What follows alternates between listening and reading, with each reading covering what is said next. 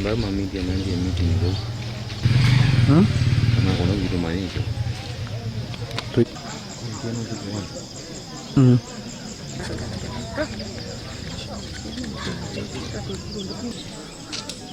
Kufika hapa nilikuta amepungwa mikono na nyuma na akafungwa miguu. Ile nisikia askari wakisema, walisema ni kama breathing iko tu ndani.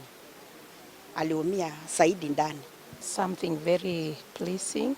It is so sad, and especially to the teachers, because the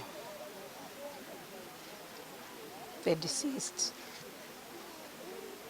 was a friend to this school, and he was so hardworking.